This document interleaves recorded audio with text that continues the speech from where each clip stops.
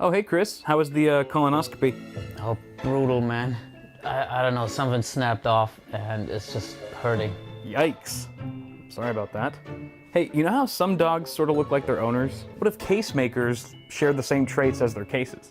That's ridiculous. No, it kind of works, right? I mean, because like the Pure Base 600 is cool, right? And you're arguably cool, right? The case is super quiet, and you've always been on the soft-spoken side. Yeah. See, it's totally true. Actually, there's one more thing we have in common. What's that? Well, after the colonoscopy, I think I also support a 360mm radiator. Does that like include push-pull or?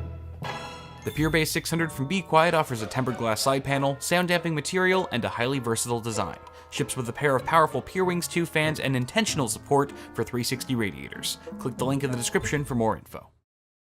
What's cracking, people? Welcome back to the channel. Hope you're all doing well. Today we are building a full-blown system from the ground up. The objective of this build is going to be so that theoretically those of you who might be building a system of your own at home can assemble it almost in real time as you watch me build mine. And so this is really just to help those of you who are maybe new to PC building, if it's your first time, or if you just need a refresher on how to assemble this stuff. So hopefully that makes sense, and it's going to be a lengthier video because of that. It's just more of a casual and relaxed environment to teach users or new users how to build a PC. I will say that even if you're not building a Ryzen system, so I'm building an AMD Ryzen PC, even if you're building an Intel-based computer, you can still apply 95% of what I'm going to be doing today to your system. It doesn't really matter. The only real differences are the CPU installation, which is a breeze on either platform, and CPU cooler installation, which in itself can vary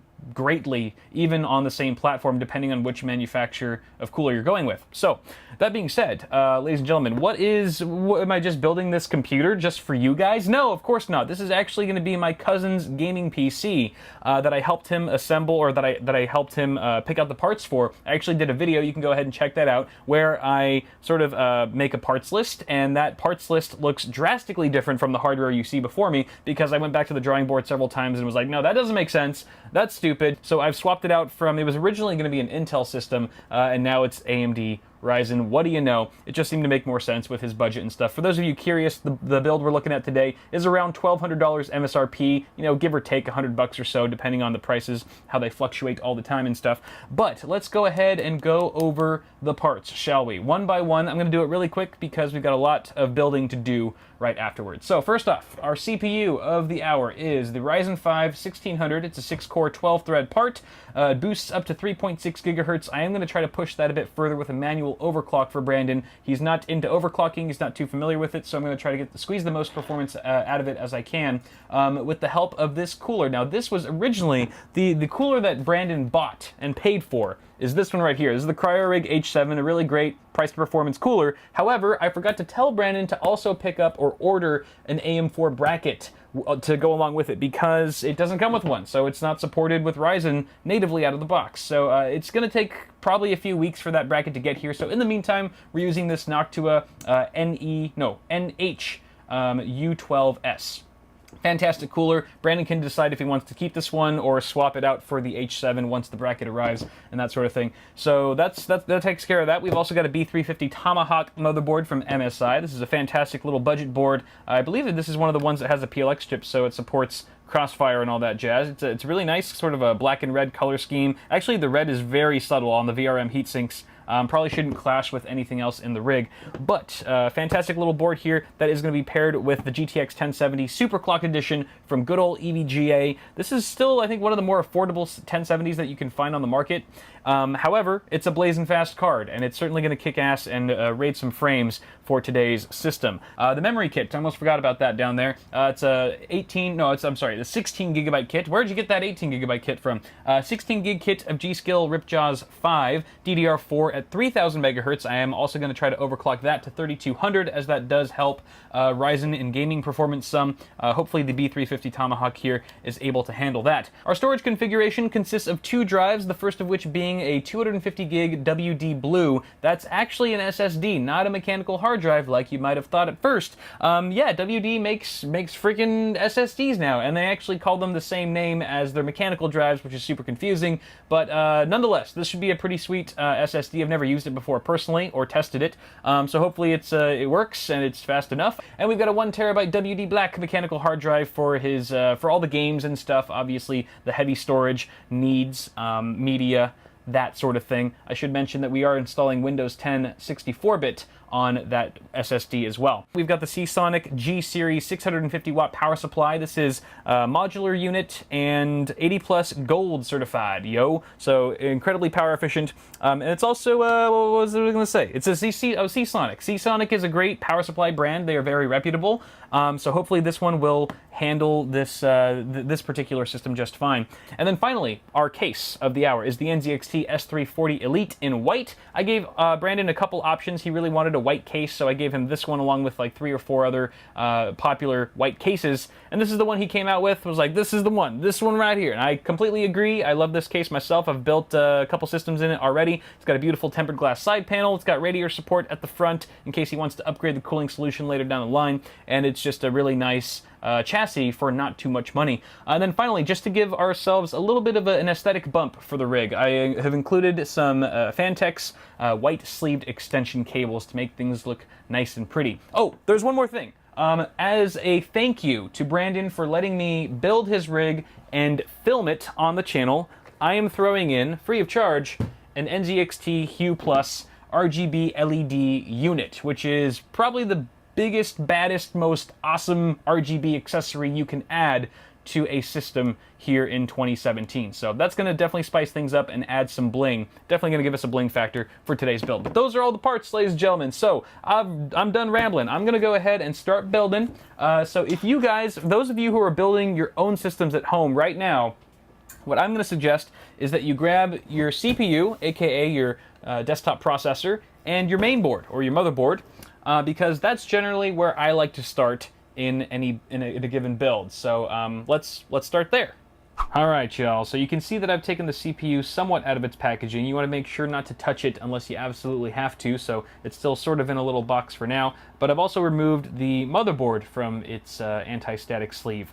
And you'll notice that there's a bunch of other stuff on this table. I'm going to go over everything. But when you take your motherboard out of its box, you want to also take out a few important accessories along with it so that they're just on hand when you're ready for them. The first of which is your motherboard I/O shield, and we're going to see what this exactly is for in just a bit, as well as your SATA cables. I would take out a number of SATA cables equivalent to the number of 2.5-inch or 3.5-inch drives that you'll be connecting to your system. So in our instance, we've got 2 drives, one SSD and one mechanical hard drive. So I've actually pulled out all 4 of the cables since they come connected.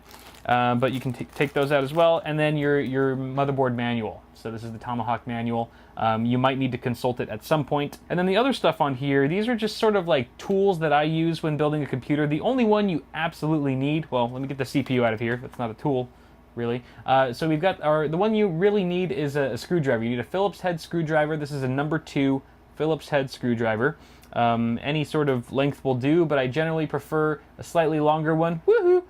Just makes it a little bit easy when screwing in screws and stuff. But magnetic tip also helps a lot. Not required, but definitely appreciated. Makes things a bit easier. And then we've also got some cable management accessories here. So zip ties. Generally, there's at least one or 2 components in your build that will come with zip ties, but they're usually very few of them, and they're not like the right length, or they're too cheap and stuff like that. So I have my own on hand. Again, this is not necessary, just kind of creates a cleaner build for the cable management part. And then I've got some Velcro ties in case I need them. And then, of course, some wire cutters to cut the zip ties and stuff. A pair of scissors also works just as fine. Don't use a knife, that could be dangerous. So those are the things that we are going to be using for this build.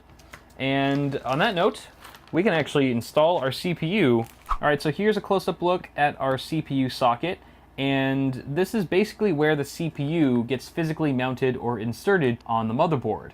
And this one in particular is the AM4 socket. AM4 is only compatible with AMD Ryzen CPUs, at least at the time of filming. So don't bother putting in a non-Ryzen AMD chip or an Intel chip, God forbid. Bad things will happen if you do. So just stick to Ryzen for AM4 and you'll be good to go. So if you are building an Intel rig right now, I would suggest going to some sort of tutorial. Maybe I'll link one. I'll put a card somewhere if I can find a good tutorial on how to do that on the Intel platform. But for ZIF sockets for Ryzen, it's really quite simple. All you do is lift up this bar here. There's a little bar that's got a little latch. You kind of got to push it to the side a little bit and then lift it up like so. And then get your CPU out. I will remind you guys not to leave any fingerprints on your CPU, particularly on the top. You don't want to touch this top heat spreader here. That's a no-no. You want to grab it from the sides. So here's the CPU, all right? You can grab the edges. Edges are fine. Also, do not touch the golden contacts, the golden pins, I should say, on the bottom. All right, that's a no-no as well. That's very important. You want to keep that as clean as possible. The way you want to do this now is you want to take note of the golden triangle. There's a golden triangle on one of the corners of the CPU, and you want to match that with the small, tiny-ass triangle in the corner of the socket. You can see there's a tiny little corner, or I'm sorry, yeah, a little arrow right in the corner there. That's going to match up with the gold arrow on your CPU. So the way you want to do this is grab it with one hand, one finger on each side. I use my thumb and my index, and you just go straight down into the socket. You'll notice that the pins, you have pins on the bottom and you have pin holes in the socket. So obviously you're going to be slotting all those pins into all those holes, and it should just drop down. It should feel snug. It should feel like it's in there. And you can give it a little wiggle to make sure that it's fully down. Looks good. And then you take the lever and you just push it back to where it was. There will be a little bit of pressure. Don't let it scare you though. And once the lever locks back into place, voila, you've just installed a CPU. Now some CPUs, including the one that we're using today, come included with a stock cooler.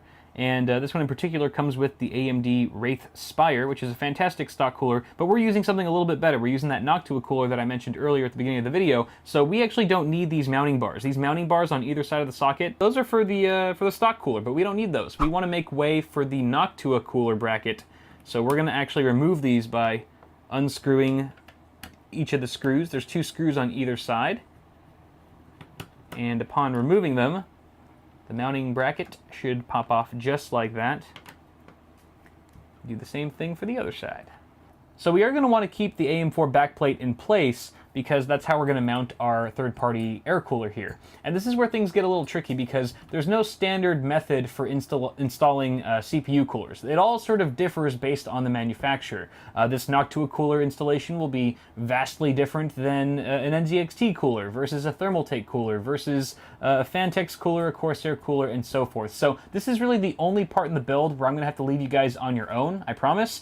So at this point, I want you to consult the manual that came with your air cooler or liquid cooler and follow it to a T. Follow the instructions there and you should be good to go. Make sure that you're also following the instructions in that manual that pertain to your particular socket. So again, we're running a AM4 right here. If you're using LGA 1155 with Intel or LGA 2011, then you want to make sure that you're reading the right instructions for that socket.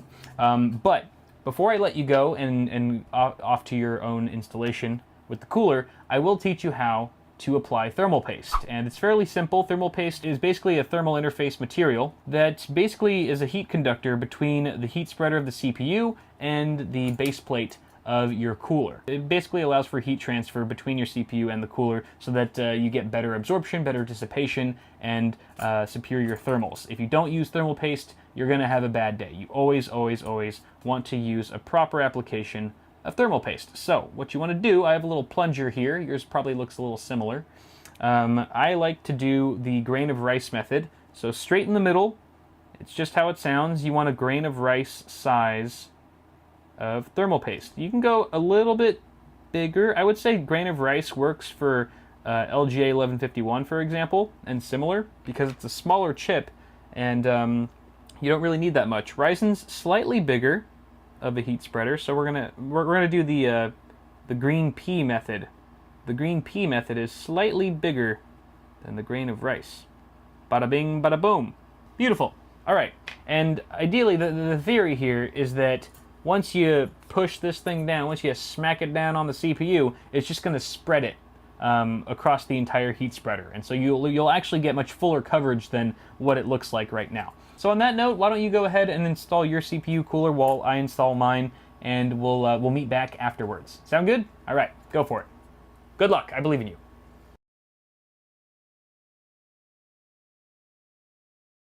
All right, moving on to the memory. So installing the memory is one of the easier parts about building a PC, but there are a couple things to be aware of. The first of which is that you have these 4 DIMM slots. At least on this motherboard, there are 4 DIMM slots that you would actually populate, and they can actually be covered or blocked if you have too big of an air CPU cooler. Now this one is fairly slim, so we're not running into any clearance issues, but you might have one that's too large and kind of encroaching on these leftmost DIMM slots, and that could be an issue. Hopefully, if yours is only encroached because there's a fan on the side, you should be able to pop the fan off, and it'll give you more open access to those DIMM slots, and then you can go ahead and install your memory modules. But if you are just running into some issues and there's no way around it, it's possible that you've just got some incompatible RAM that is just too tall. The heat spreaders on the RAM, which is the black enclosure that you see here, for example, is just too tall for the model of CPU cooler that you've purchased. You might want to look into that online, do some research to make sure that it is incompatible before you send things back and stuff, but that can occur from time to time.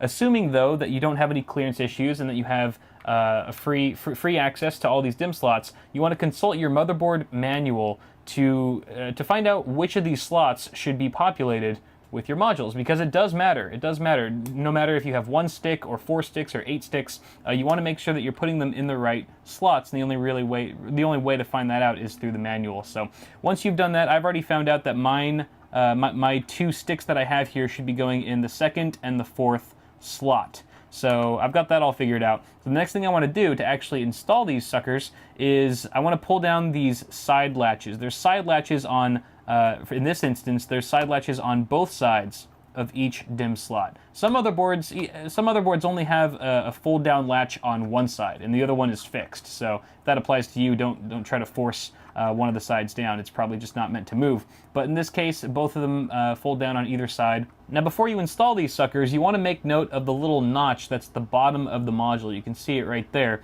It's off-center, which means that these are keyed PCBs, which means they can only go in a certain way. So you want to match that notch up with the notch that's in the DIMM slot itself, just to ensure that you're plugging it in the right way. Otherwise, you could damage the module. So once you've got that figured out, go ahead and line it up, and applying equal pressure on both sides of the stick, you want to apply force downward until both of those side latches that you popped down earlier snap back into place. So we just did the first one. Let's do it again for this guy.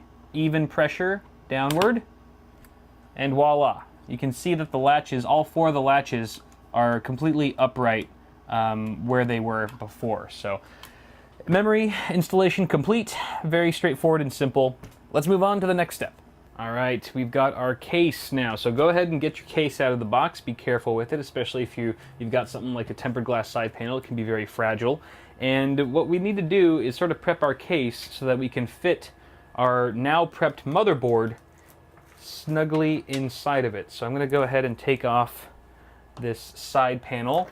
Now, if you guys have a more conventional side panel that's not tempered glass, you probably don't have these 4 thumb screws directly on the side. You probably have 2 thumb screws on the back or something similar, depending on the case. So go ahead and remove the side panel carefully. Be especially careful. I mean, whether or not you have tempered glass, you should still be careful if you have like an acrylic side panel window or something like that, because they can scratch very easily. I would advise leaving the plastic wrap on the side panel window until you're absolutely done, 100% complete with the build. I know it's tempting. I know it's tempting to peel it off the second you see it and go, ooh, ah, but trust me, you'll thank me later.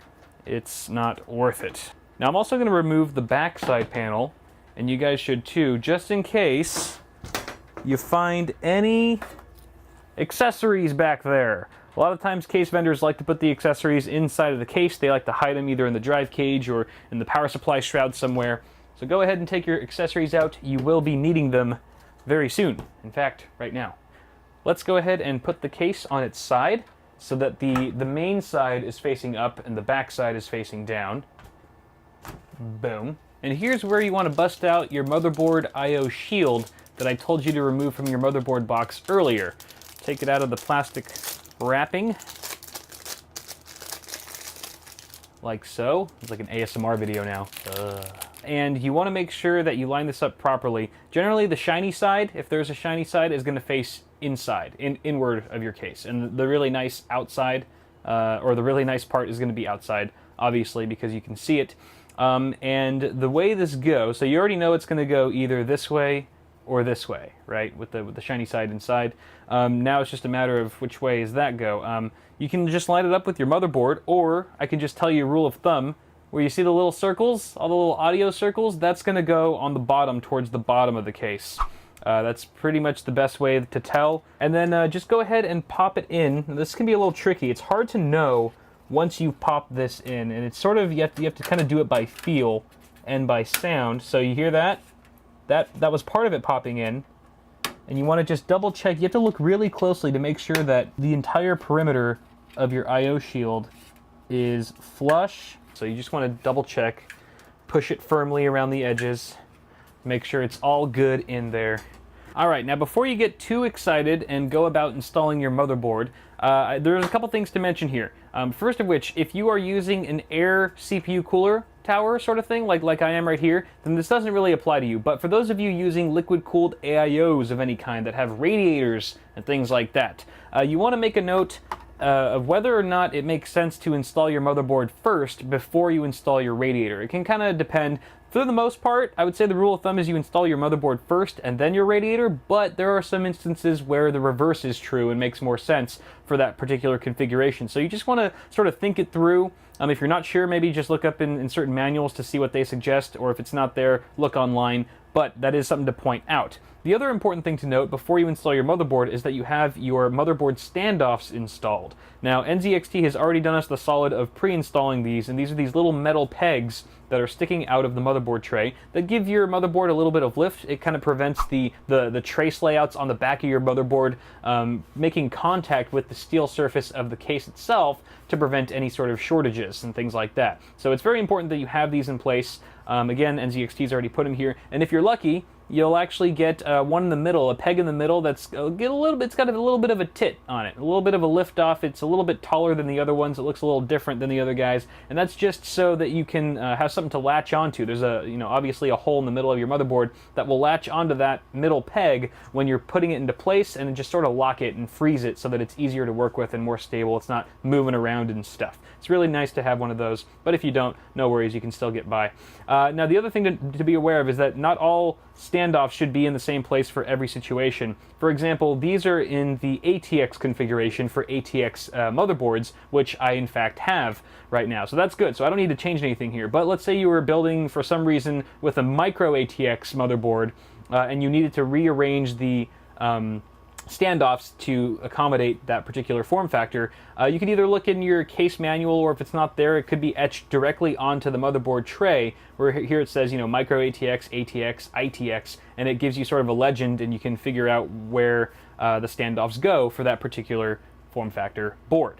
Now then, we can go ahead and mount our motherboard now that that's all out of the way, and I like to grab the motherboard by either side. I really try my best not to grab it by the CPU cooler. That's a bad habit of mine, I know, I need to stop. And then I just sort of just push it in there, just gently. I like to look at the back of the motherboard, or behind the case, so I can align the I/O, the rear I/O, with the I/O shield. And then if all goes well, the middle peg, the lifted peg, will latch on, and voila. The motherboard's not installed yet. Don't put the case upright. It'll just probably fall out and something will break. We still need to screw it down. So we've got some screws here. You're going to want to get the accessories out that came with your case, with your chassis, and then with your hopefully metallic tip screwdriver. This is where the metallic tip really comes in handy. You're just going to go ahead and screw those down. I should mention, when you're installing the standoffs underneath, You want to make sure to tighten them, but you don't want to over tighten them because they can strip and then they'll just like do the infinite spin, and that's not good because then these screws won't really go in at all. And then likewise, when you're screwing in these screws, you want to make them snug, but not too snug. Again, because you could strip them, and if you over tighten them, then removing them, when you remove them, you might actually pull out a standoff, or the standoff might come along with it, and that can be a pain sometimes to work around that. So you can expect with a standard ATX motherboard that you have to input about 8 or 9 of these screws. We only have to do 8 because the middle standoff is a raised one, but if yours is not raised and it looks like all the other ones, then you will have to put a 9th screw right there. And voila, now we can say our motherboard is properly installed. We can put the case up if we wanted to, which we're going to actually need to do now to install the power supply. Alright, so I've got my power supply here, and sure enough, it is partially modular, which means you have some of the essentials that are just hardwired into the power supply, and the accessories, or the peripheral cables, if you will, are separate. So you could plug these in as you see fit, depending on what devices you want connected, which is really nice. Helps clean up cable management a bit, because you're only connecting the cables that you need, instead of everything and trying to find a place for the ones that you aren't using. So I've kind of already figured out which ones I need. The ones that are connected are the standard essentials that most people will be using anyway, which is your 24-pin ATX. This goes to your motherboard directly, as does the 8-pin EPS. This is the CPU connector. And then we've also got one for PCI Express. This is for your video card. We've actually got 2 8-pin connectors. These are 6+2 pin design. You can see that they kind of split off, and this is going to be plenty for our video card, so we don't need to add additional PCIe cables to this guy. What we do need are our peripheral cables. So we need some SATA cables here, both for our 2 drives. We do have an SSD and a mechanical hard drive that are SATA. They use SATA connectors, so we're going to need to power them with this SATA plug. You can see that there's actually 1, 2, 3, 4 SATA connectors on this one cable. So hopefully if we wire things properly, and this cable is long enough, we'll be able to wire both of those hard drives with one cable. 2 birds with 1 stone, so to speak. And then we've got 1 more of those. This is another SATA cable, exactly the same as SATA power, that is actually a little bit shorter, and there's only 2 connectors on this one, and this is going to be going to our NZXT Hue Plus. You may have other SATA-enabled devices that need to be powered, such as, let's say, a built-in fan controller into your case. Or there's Molex as well. Molex is a completely different plug that did come included. We do have some Molex cables included with this power supply, but we don't have any Molex devices that are in this system, so we don't need to use those. The other thing is, with the matter of which way do you want to install the power supply, I generally say face down, especially with cases now having ventilation slots at the bottom with dust filters, as this one does. If your case does not have any sort of ventilation at the bottom here where the power supply mount is, then I would say flip it up top. Otherwise, I would go to the bottom. Now, this is a bit of a unique layout. Actually, there's plenty of cases that do this, but the S340 Elite actually has this bracket on the back with removable thumb screws, which you still, for some reason, need a screwdriver to remove. That's silly. And this is what you want to attach to the power supply first before you install it. I would say most cases do not use this method. Most cases you just slot the power supply in. Oh, that's the wrong way. You would just put the power supply in, and then you would just directly screw in 4 screws into the existing holes. But this is a little bit different. NZXT is getting all clever with it, so I'm going to get my power supply screws that came included with the case. I think you might also get some screws that come with your power supply, but more often than not, they're going to come with your case. So we're just going to mount this guy on here. Alrighty. Okay, now then, before we install the power supply, I'm going to connect all the cables that I need right now, because it's a lot easier that way to connect them outside of the case than it is to try to finagle them inside once the power supply is already installed. First SATA cable, and you want to make sure that you're plugging it in. It's all labeled, so it says PCIe, that's for our graphics cards, the CPU, obviously, and then peripheral IDE slash SATA, which is what we want. That's the one we want right there. So you can just pop that sucker in and do the same thing for our other one. Boom. Okie dokie. So then now, what I like to do is sort of group the cables together and push them through the backside of the power supply mounting area and just slide it in like that and screw her down. Now some cases will have you mount the power supply from behind the motherboard tray this way. I'll just have you slot it in from this side as opposed to behind the case. But every case is a little bit different, so again, check your motherboard, or I'm sorry, your case manual for details. Alright, that looks good for now. We're going to leave the power supply cables as is for now. We're going to move on to something else. Let's do the front panel connectors. Oh, how exciting. So here's a look behind your motherboard tray, and for starters you can see our power supply that we literally just installed with all the cables coming from it. But then you've got this whole other mess of cables that seems to be stemming from the front of your case. Apart from these two, these are fan cables, we'll talk about that later.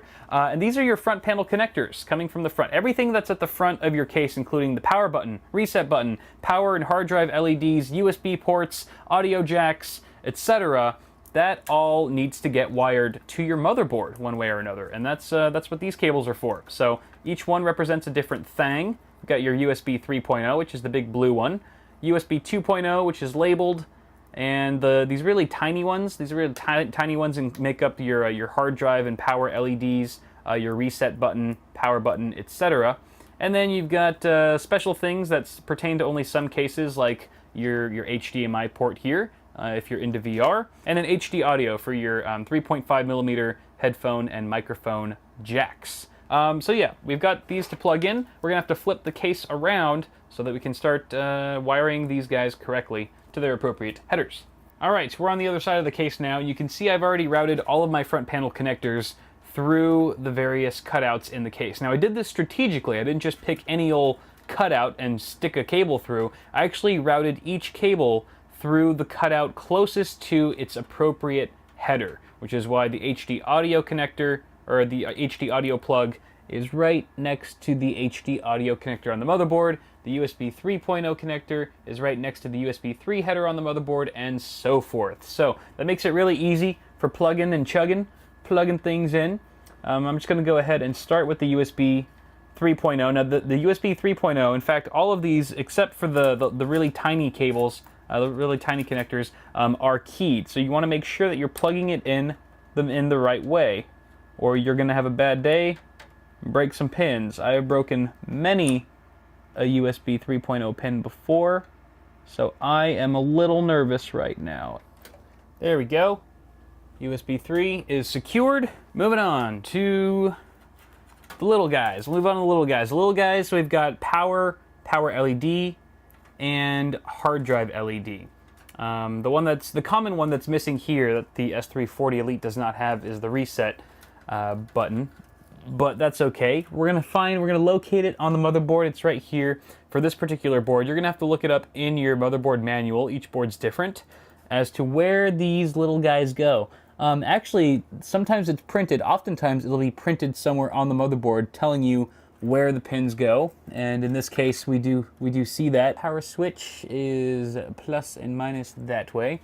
If you're not sure which way is plus or minus on the switches, I believe it's you'll see a little arrow indicating plus, the positive. Side with the no arrow is the ground, and then we've got the hard drive LED, which is right there on the bottom. Underneath, this could be a pain. There we go. All right, little bastards are all plugged in. We can move on to our USB 2.0, which is right next door. This is also keyed, as I mentioned. And if one of these pins snaps off on any of these headers, you're pretty screwed. Oh, also, by the way, for the USB 3.0, I should have mentioned this earlier, I'm sorry. If your motherboard has two of those ports, it looks like you could plug it in either or. See how this one also has a USB 3 port down there. they are effectively identical. So it really doesn't matter which one you plug it into, just whichever one is more convenient or what have you. And then this is the HD audio. There she blows. There she blows. Front panel connectors are installed, ladies and gentlemen. Let's go ahead and do the fans next. I'd like to start with the little wires first, and then we can work our way up to the big kahunas, like our 24-pin ATX and PCIe after we install the video card and stuff. So, fans. All right. Fans, actually, we don't even have to cut right here. You'll notice that there are no fans at the front of the case, which is kind of odd, and that's by design because NZXT is expecting the user to install an AIO at the front of the case, which comes already with fans. So, since we're not using an AIO, we're using a air cooler, not a liquid cooler. We are going to install 2 additional fans for my cousin. So I've got actually 2 NZXT fans. These are from my my other NZXT case. These are 120 millimeters. They're exactly identical as the existing fans in the case. So we're going to install them at the front as intakes. And to do that, we first have to pop off the front panel of this case.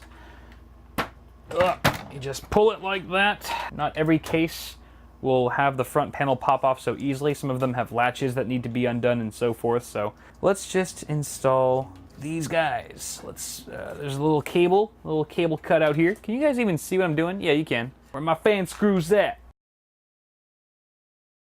All right, we've got direct airflow now going straight to the CPU cooler and soon to be the video card, which we're going to pop right there. And now we shall route all of the fan cables to the various fan headers on the motherboard. We should first locate where those headers are. There's one here, there's one here, and we got 2 up here. And then the 5th one is actually being populated already by the CPU cooler here, this fan.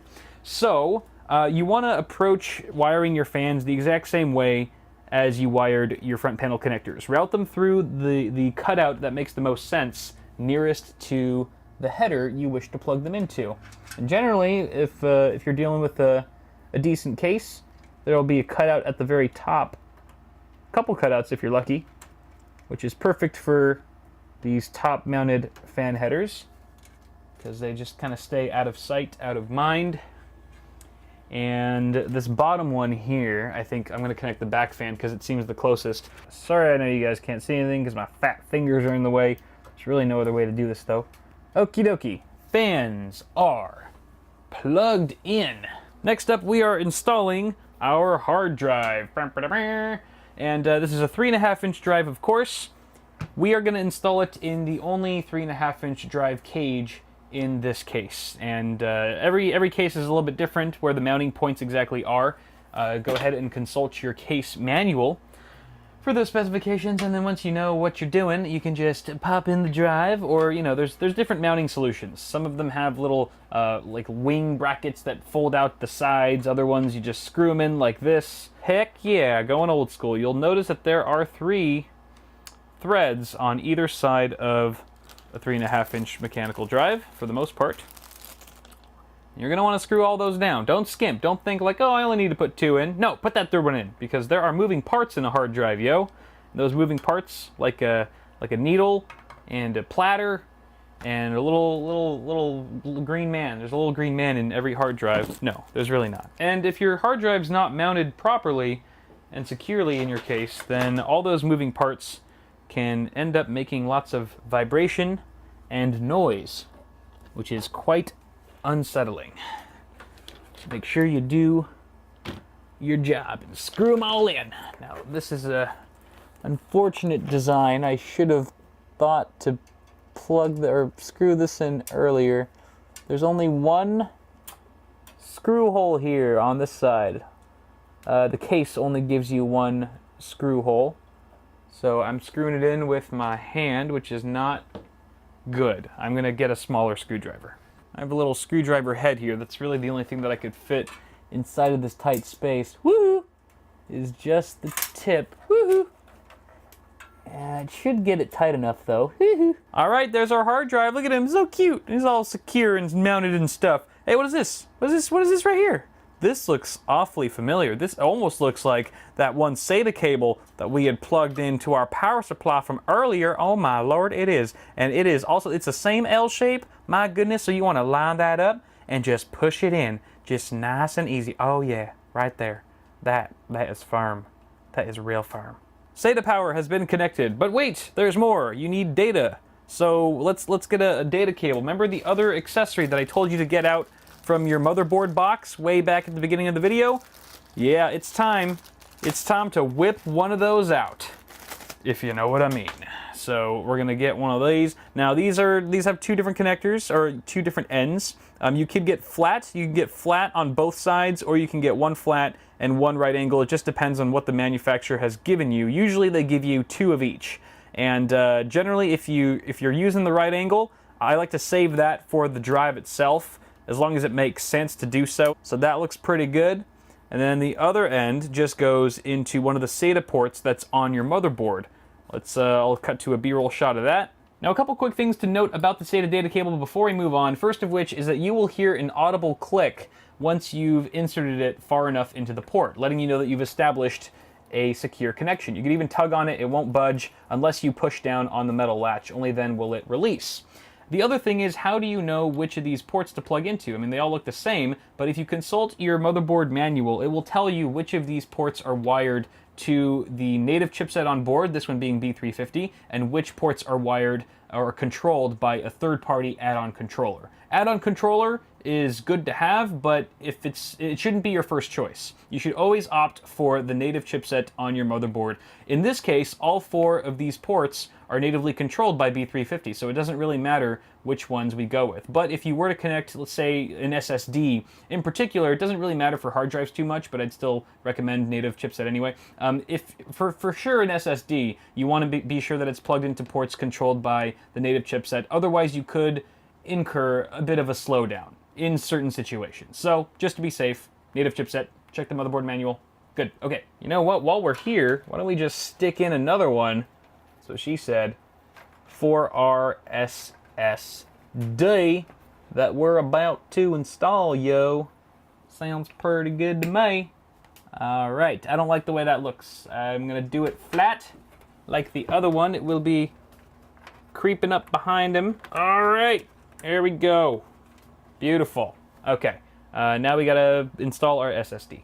Alright, so as I've been saying throughout this video, every case is a little bit different, and that means you don't know. I don't know where you're gonna be mounting your SSD to. I don't know if it's gonna be above a power supply shroud like this one, if it's gonna be behind the motherboard tray, maybe in a drive cage somewhere at the front. You just don't know with SSDs these days. They're just so darn small they can fit pretty much anywhere. So case manufacturers have come up with so many clever options for mounting them in different places. But consult, once again, your case manual to find out where you should place your SSD. Oftentimes they give you more than one choice as to where you want to mount it. I would mount it in the best place. That would be my recommendation. And there are 4 threads at the bottom of every SSD. There's also threads on either side of the SSD, so depending on the case maker, that will determine where you're screwing things in. In this case, obviously, we're doing it from the bottom. I like it better on bottom, personally. Oh, by the way, I took the sticker off the SSD already because it was hideous. Oh, you know what? This is an important lesson. Before you mount your SSD, you might want to think about plugging it in first with your SATA and data cables, if it makes sense. Again, use it as a case-by-case sort of suggestion, but in this particular situation, it does make sense to connect the cables first before mounting it down, because the port is hard to get to once the drive is mounted flat against the chassis. So I've got one cable for you here. There's the data. And now we give it power. When I say power, that you're supposed to come out when I say power. You ruined it. So let's go ahead and mount this just the same as we did with our hard drive. You might need to bend the cables a bit. Need to flex them a bit just to get them to play nicely sometimes. Look at my forearm. Ugh, working that out. Yeah, I've been screwing a lot lately.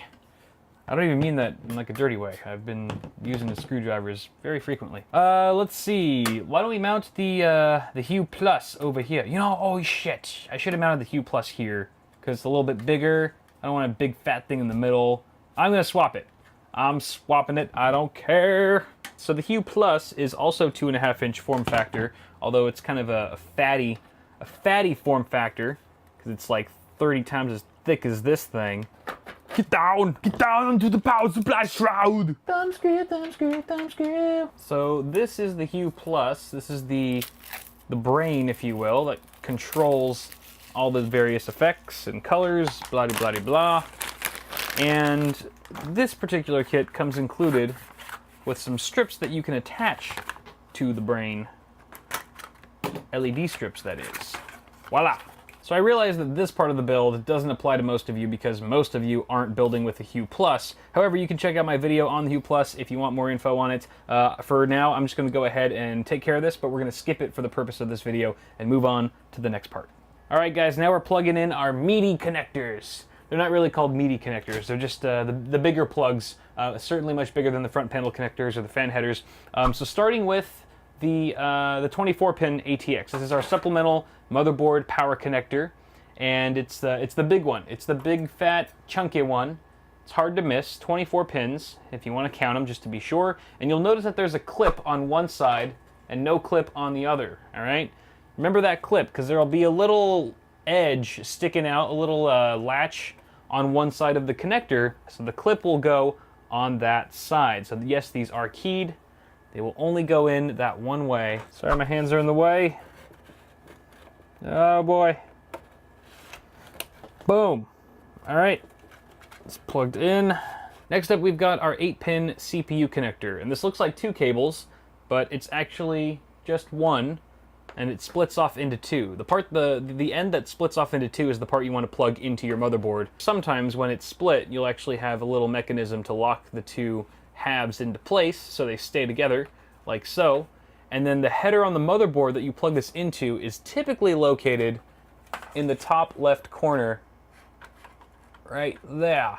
So you just gotta feel around for it.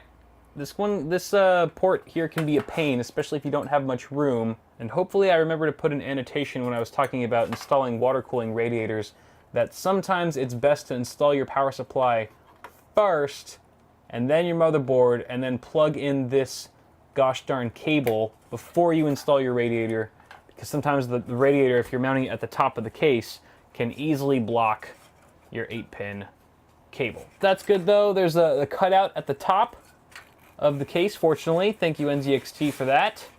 Just route it right through. Whoop, there's our LED strip falling down. And then bam. Next up, we've got our PCIe extensions for our graphics card, but we don't have a graphics card installed yet, so we should do that first. All right, and moving on to our last component for today, which is the graphics card. Woo, we made it. Very exciting stuff, and this is a really straightforward installation. The first thing you want to do is consult your motherboard manual and find out which of these PCIe by 16 slots you should be populating. Typically, it's the top slot, but you want to check the manual just to be safe. And what you want to do first is lower the latch that's at the end of the slot you wish to populate. And then once you do that, that actually kind of opens it up for access. And then you need to remove some expansion slots. And the number of expansion slots you need to remove depends on how wide your card slot width is. So this is a 2-slot card. You can see it's got 2 rows, 2 of these little rows here. You can look up the specs, the official specs on the manufacturer's website just to be safe. So you're going to remove, since we have a 2-slot card here, we need to remove 2 expansion slots. The first one being the one that's just adjacent to the slot itself. And then since we're going to need room below that, we have to remove the expansion slot beneath that first one. So very simple process here. You're going to want to undo the thumb screws. In the S340 Elite here, there's actually like a second panel, or there's like a big panel that you have to remove first in order to access the thumb screws. So I'm going to go ahead and do that first. Most cases don't have this, so that's one less little step you have to worry about. All right, so that panel's gone, and then you just remove the 2 thumb screws that you need to access their expansion slots there. Haha!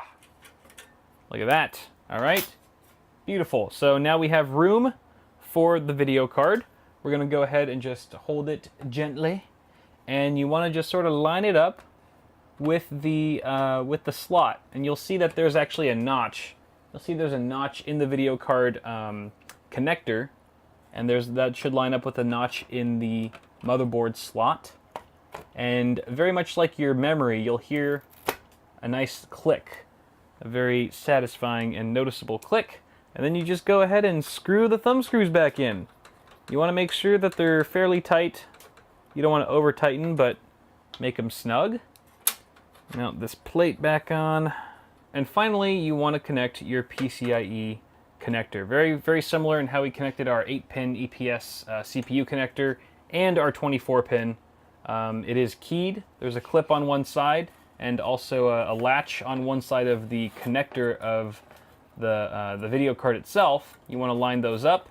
And if you're rocking a similar plug like this where it's a 6+2 design, then you want to make sure that those are sort of connected. There's a little bit of a ledge at the bottom, at the base of the plug itself, and you want to make sure that that is flush before you plug it in. If you do it all correctly, it'll go in like so.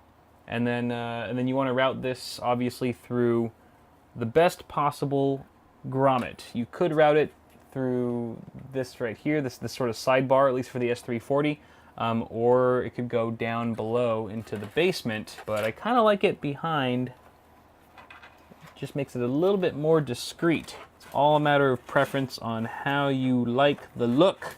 Okay, and then obviously you always want to make sure that all the plastic wrap that comes on your fresh products is removed before operation. You don't want any of this stuff getting too hot. These computer parts can get really toasty. You don't want melted plastic in your rig. All right, I think that's good. I think we're good. I think on that note, we just got to take care of some cable management, which is on the back side, and we will be completely done with my cousin's PC. And hopefully you'll be done with yours too. So where do you even begin with something like this? This is pretty intimidating if it's your first time or you're not too familiar with how to do this, but it really is quite straightforward. And honestly, guys, I've done, this is sort of an old video, but I have a in-depth video on cable management. So you can go check that out for even more detail than I'm going to give here. This is going to be more high level. But essentially, you have to see at first what you have to work with in your case. So this one in particular has a huge basement. There's just like this huge enclosure that goes over the power supply and the drive cage, and you could just stash a bunch of cables down here and it wouldn't be visible on the other side whatsoever, which is your beauty side. You want that side to look nice. This side, more or less, it doesn't matter as much. It's kind of a personal preference thing.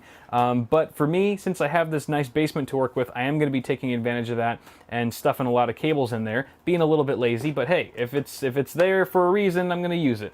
Now, for those of you who don't have a nice big basement to stash a bunch of cables in, you probably just have to do it the old school way and sort of tie down. You have to group together cables. All right, you have to find out what makes sense when you bunch them up. All right, which cables can be bunched together, and using zip ties in tandem with the tie down points that are around your motherboard tray, should you have them, is always a good idea. That keeps the cables really flat and up close against the motherboard tray so that you can fit your side panel on once you're all done. The other thing that this case has that not many do are these little cable clasps. This is not actually very common on most cases these days, but it is very handy. I'm going to be using these as well to aid in my cable quest. You obviously want to make sure to connect your extensions, all the extensions that you've used, to their appropriate cables coming from the power supply, otherwise your components won't work. So fortunately, thanks to NZXT's brilliant cable clasps here, I don't really need to use many zip ties at all, but I will use it for our 8-pin CPU connector here, since it's sort of off in right field. Once you're done with your zip tie, you can go ahead and snip it off with your wire cutters or scissors, whichever one. And we didn't even have to use any Velcro straps because just the cable management in this case is super boss. But there you guys have it. There's cable management, pretty much done. Again, like 90% of this was just shoving stuff into the basement, but hey, it works, and it's not too difficult to redo or rewire things or service it in there. if we absolutely need to. But hey, holy crap, our build is done. That's a horrible angle. Let me go ahead and change things up for you so you can see what it looks like all powered on. Alright guys, so I discovered the audio clip for this outro was actually corrupted after I sent the rig home with my cousin, so I gotta do this lame voiceover while you watch me turn the system on for the first time, but technical catastrophes aside, the build was a success. The rig posted just fine and seems to be in healthy working condition, so hopefully those of you building at home find yourselves in the same boat, and you're now ready for Windows installation or whatever operating system you choose to go with. I'm sorry if this video didn't have the same amount of polish as some of my other content, because it was just really long and kind of difficult to edit, but I hope it helped you along with your own build and leaves you with a new sense of confidence and appreciation when assembling a PC. So if you enjoyed the video, don't forget to toss me a like on it before you go, and feel free to subscribe to the channel for more tech stuff on the way. Have a good one, guys. Thanks so much for watching, and I'll see y'all in the next one. What's going on, everyone? Welcome back to the channel. Hope you're all doing well. Today we're doing a fun kind of video where I'm pretty much just gonna play around on Amazon and try to build the best PC I can for a ridiculously low budget. Once again, I am joined by none other than the infamous Wifey Sauce. She was hiding behind me sneakily the whole time. She's just gonna be chilling in the background. And actually, maybe you can help me with this video a little bit, honey. Sounds good. So I'm gonna be trying to part out the best PC I possibly can for a very low budget, but I haven't really decided what that budget is going to be yet. So maybe you could just toss out a number. Again, a budget PC, I'm gonna say let's do less than $700. Could be any number you want. $500 PC before, right? I did do the $500 VR PC back in the day, sure. Why don't we take it down a notch and do $400? $400, okay. Wow, you're really putting the pressure on. $400. Let's see if we can do it. Okay, so $400 is the price point, but I don't want to cut too many corners at the same time. You can build like a $200 PC, no problem, but if you're gonna try to game on it, you're gonna be making some huge sacrifices along the way. So let's see if we can have our cake and eat it too. Starting with the processor, let's see, the best bang for the buck processor under $100 has to be the Intel G4560, perhaps. It's 83 bucks. It's supposed to be way cheaper than that. Oh, there's one down there for 53. That one for 53, that's the G4400. Oh, sorry. This is G4560 right here. Oh. See, this is a better processor. It's a dual core, but it has 4 threads because it supports hyper-threading. But it's a very good price to performance chip. It's LGA 1151. It came out Q1 of this year, I believe, so it's fairly current. It's got Intel HD graphics, but we're gonna try to get a discrete graphics card in here. For $83 though, it's still a steal, I would say, because other than that, you've got what, Core i3, but you're gonna be paying well over $100 for one of those, and probably get similar performance when you're talking about gaming specifically. So we're gonna add this to cart. What do they normally go for?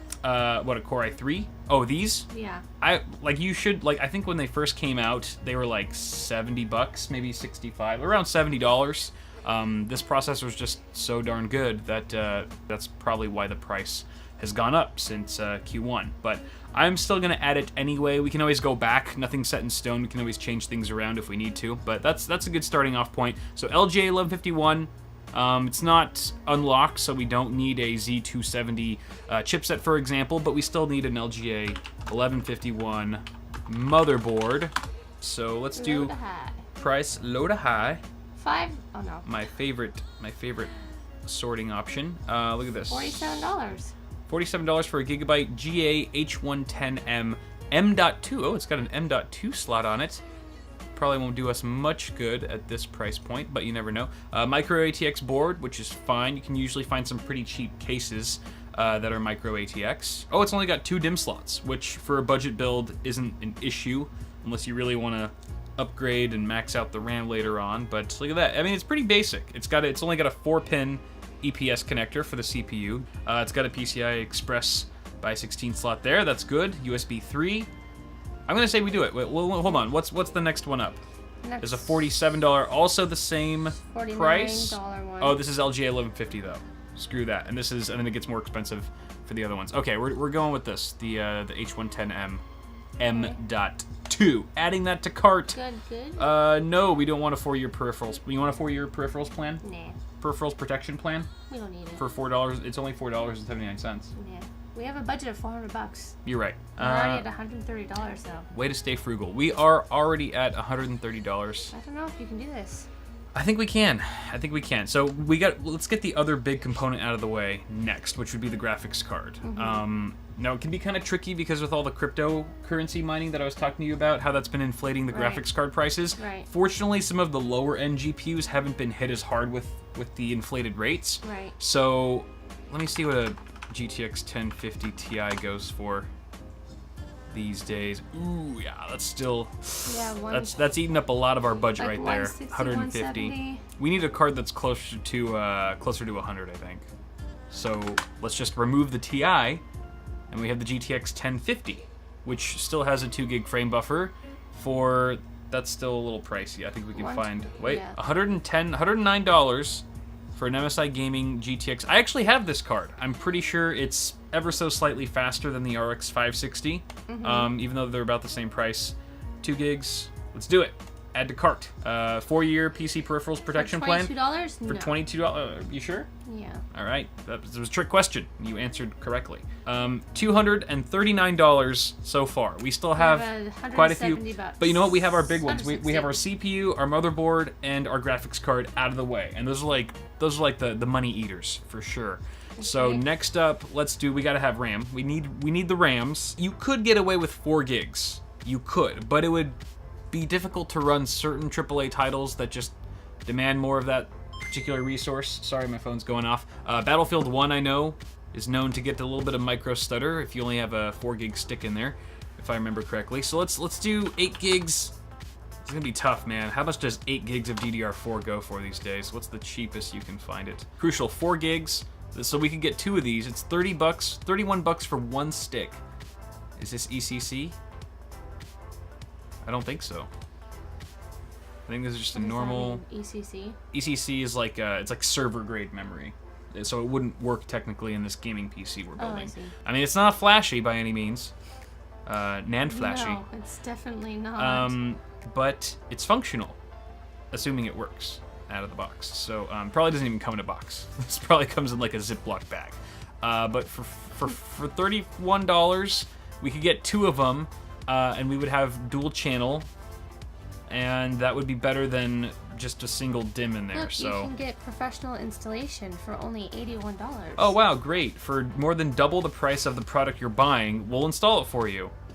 Thanks, Amazon. No, we're just gonna add this to cart. Let's add 2 of them. We're already at 300. We just topped $300 because I put 2 of those sticks, so we've got Yep. 8 gigs here. So 300. We have $99. We have left. We have less than $100 now to get our case, our power supply, and our storage. Our CPU cooler is already taken care of. Actually, I should have mentioned that because a stock fan cooler comes included with the CPU. Okay, well that's good. It's a crappy one, but it works. What do you think we should do next? Power Case. supply. Let's do the case. Well, case last, because that's the most fun. Oh no! Wait. What if we could do a case and power supply combo? Because you know some Can you do cases, that? like especially the really crappy cheap ones, will come included with a power supply that's generally garbage.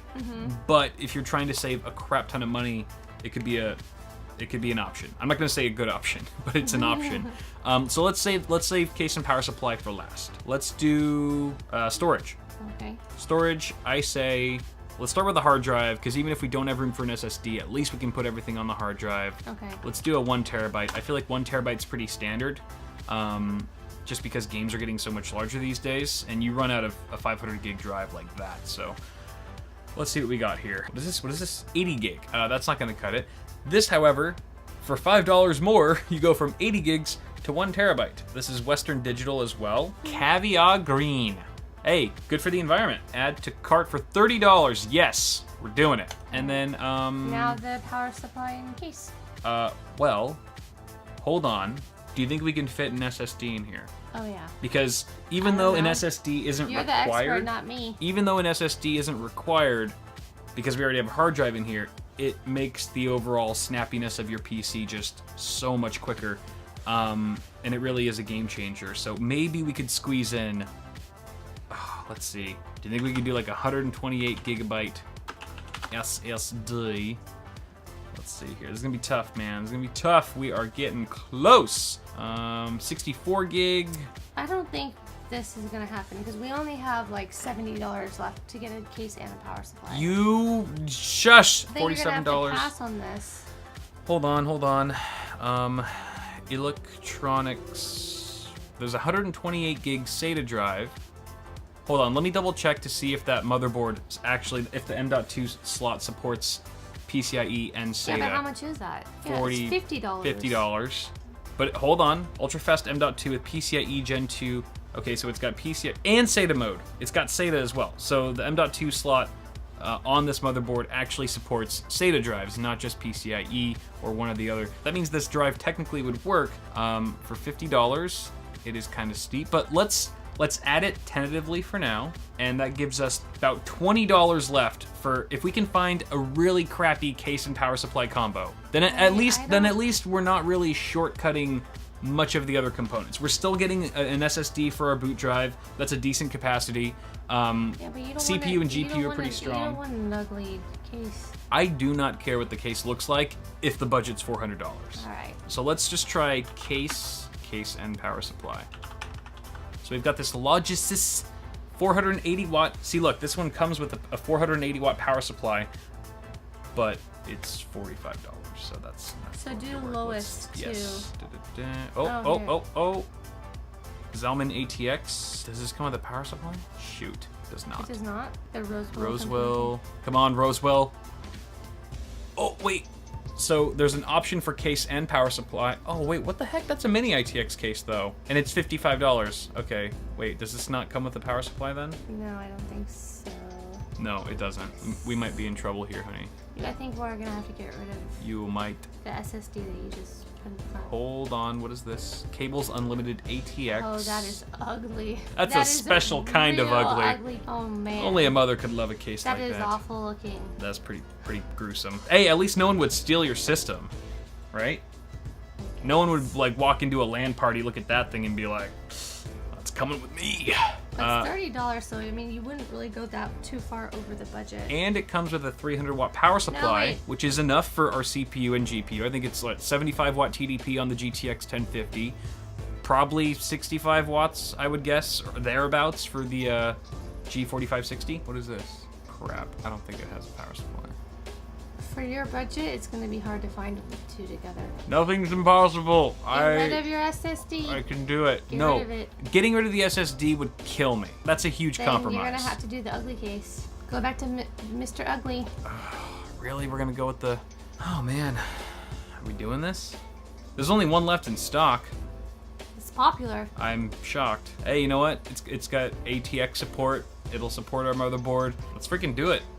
Oh man, this is gonna be the ugliest computer you ever built. Add to cart at $410. So we did go over A little bit. a little bit over, but $10 isn't bad. No. Honestly, most people have $10 at least to fork out if they were going to buy a PC like this. And this is cool because this is not too far away from like the price of a console.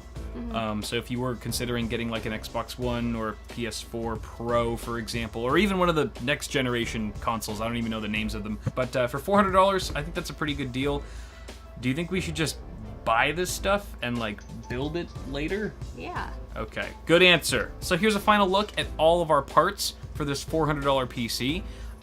It's looking pretty good. I think we'll be able to run most games, even some of the AAA titles at high settings, because the GTX 1050, it's a pretty damn good bargain. From what I've seen on like benchmark reviews and stuff like that, it's gonna pair really nicely with the G4560. So I'm really excited to actually see this all built and tested. So I guess you guys can consider this the end of part 1 to this little mini-series build.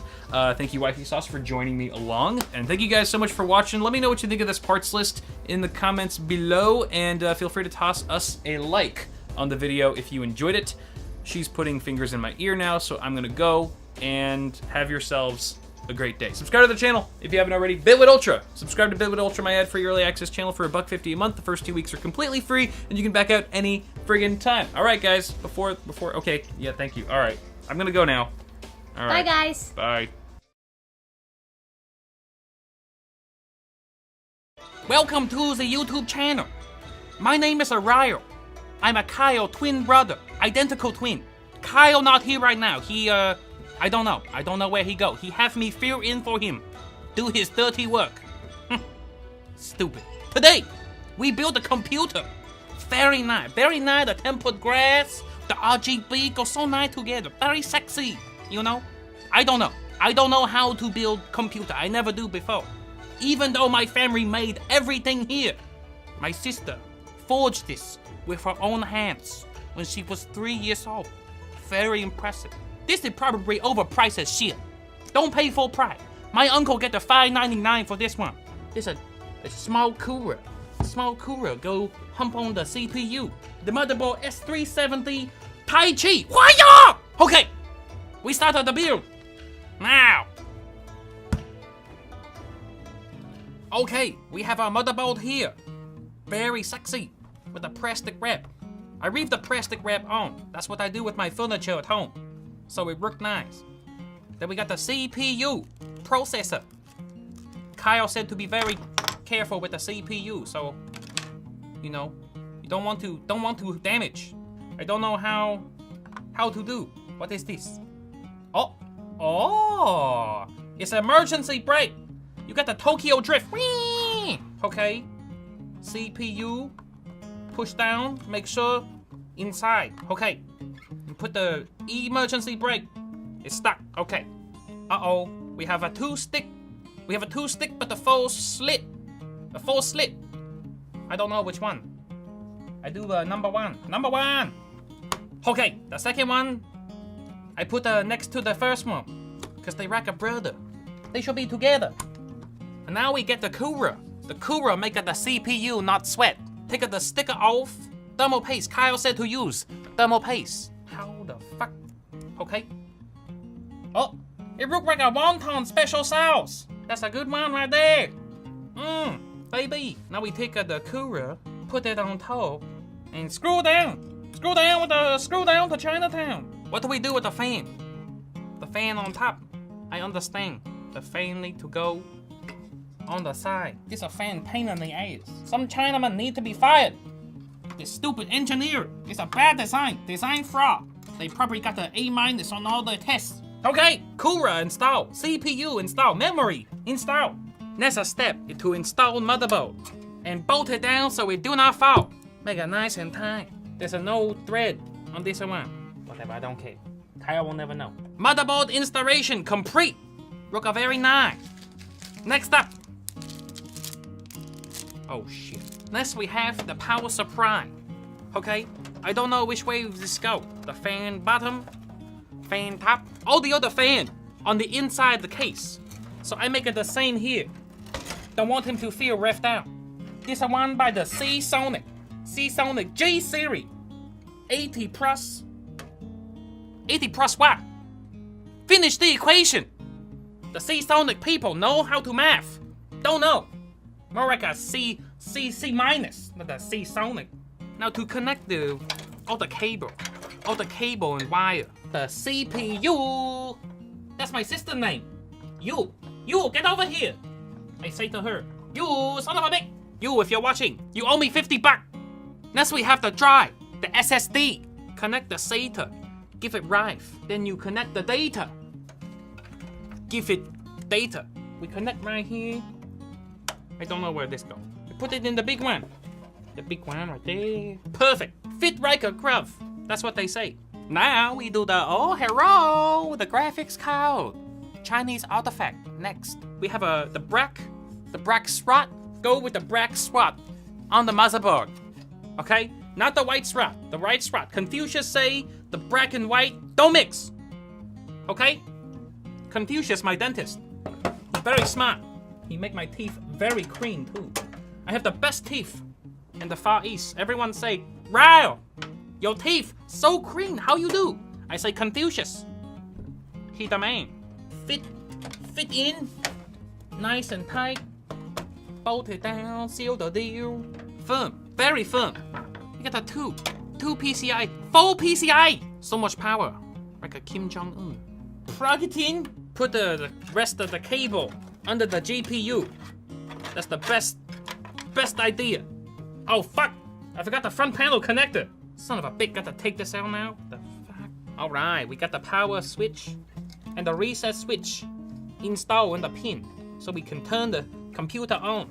Okay, front panel connector installed. Now we remount the GPU. Oh, Red Dragon.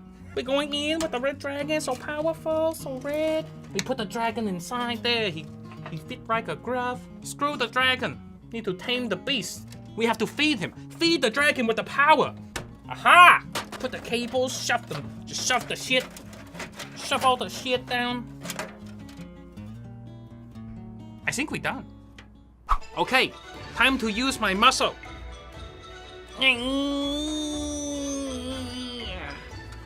Okay, very beautiful. I wonder if it turned on. Should we test? 3, 2, hey! Oh, the fan not spinning. That's okay. That's okay. The fan, they just there for the look of pretty. This one working. This one working. The double dragon working. We do a part 2. We do a part 2 where Kyle build a system like this one, and we compare. My number 1 like a wonton soup. So thank you for watching me my first video, and you'll have a good day. Okay.